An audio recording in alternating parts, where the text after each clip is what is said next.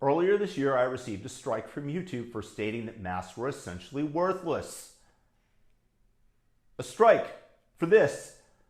1 week not being able to upload. Another mark on my record. Downranked in the algorithm. Penalty upon penalty by YouTube. Not that they particularly care. I gave a full-throated response and rebuttal stating that they were wrong, that the science, Dr. Fauci, was wrong because he originally stated that masks didn't work. Then he flip-flopped on it. Where am I going to go for my medical information if I don't have Dr. Fauci? Because a lot of what you're seeing as attacks on me, quite frankly, are attacks on science. Who recently resigned in order to protect himself from the Republican inquiry which is coming in Congress after the midterm elections. And back to Google. I sent Google a letter because I feel wronged as a creator for something that I got right, that the science got wrong, that the trusted sources got wrong, that the WHO, now Google is admitting it. We were right, they were wrong.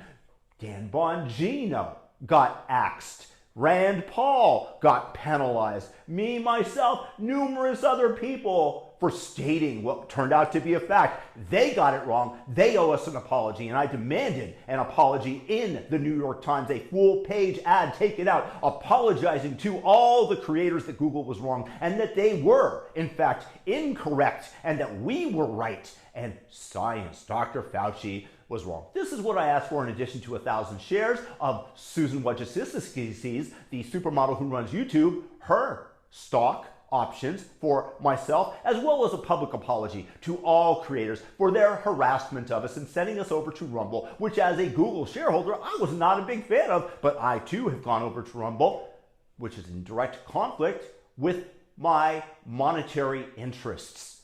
I am glad that YouTube has eliminated this from their terms of service, that you are unable to criticize masks. Now, what about the vaccines that were proven to be relatively not so great? Hey, they don't prevent transmission as we were promised. Hey, they don't prevent you from getting the disease. Hey, but thank God that we were all vaxxed when we got COVID, right? Because surely the pathogen had a less intrusive effect on our body because of it. But we don't know that because they've gotten everything else wrong. Why do we trust them with this?